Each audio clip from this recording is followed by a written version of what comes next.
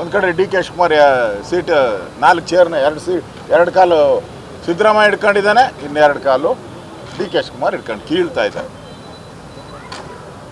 ಅದರಲ್ಲಿ ಖರ್ಗೆ ಅವ್ರು ಏನಾನ ಕೂತ್ಕೊಳಕ್ಕೆ ಆತತನೋ ಅಂದ್ರೆ ಟ್ರೈ ಮಾಡ್ತಾವ್ರು. ಅವರು ನೆನ್ನೆ ಹೇಳಿದಾರಲ್ಲ, ಪಾಪ ನಾನು ಮುಖ್ಯಮಂತ್ರಿ ಆಗಬೇಕಾ, ಕಷ್ಟ ಬಿದ್ದವನು ನಾನು, ದುಡ್ದವನು ನಾನು. ಎಸ್ ಎಂ ಕೃಷ್ಣ ಅವರು ಮುಖ್ಯಮಂತ್ರಿ ಅವ್ರದ್ದು. ಪಾಪ ಸತ್ತ ಮೇಲೆ ಎಸ್ ಎಂ ಕೃಷ್ಣ ಅವ್ರ ಹೆಸರು ಹೇಳ್ತಾರೆ ಯಾರಲ್ಲ. ಬದುಕಿದ್ದಾಗ ಹೇಳ್ಬೇಕಾಯ್ತು, ಅವ್ರು ರಿಯಾಕ್ಟ್ ಮಾಡ್ತಾಯಿದ್ರು. ಬದುಕಿದ್ದಾಗ ಹೇಳಿದ್ರು. ಅವರು ಹೋರಾಟ ಮಾಡಿ ಎಸ್ ಎಂ ಕೃಷ್ಣ ಅವರು ಇಡೀ ರಾಜ್ಯ ಪಾದಯಾತ್ರೆ ಮಾಡಿ ಕಾಂಗ್ರೆಸ್ ಪಾರ್ಟಿಗೆ ಒಂದು 10 ಸೀಟನ್ನು ತಂದುಕೊಟ್ರು. ಅವರಿಲ್ಲ ಅಂದರೆ ಸರ್ಕಾರ ಬರ್ತಾನೆ ಇರಲಿಲ್ಲ. ಸತ್ತ ಮೇಲೆ ಪಾಂಚಜನ್ಯ ಸತ್ತ ಮೇಲೆ ಟೀಕೆ ಮಾಡೋ ಅಂಥದ್ದು ಎಸ್ ಎಂ ಕೃಷ್ಣ ಅವ್ರಿಗೆ ಅವಮಾನ ಮಾಡ್ದಂಗೆ. ಎಸ್ ಎಂ ಕೃಷ್ಣ ಅವ್ರಿಗೆ ಅವಮಾನ. ಇವತ್ತು ರಾಜ್ಯದ ಬೊಕ್ಕಸಕ್ಕೆ ಇಷ್ಟೊಂದು ಆದಾಯ ಬರ್ತಾ ಇದೆ ಅಂದರೆ because of S M Krishna.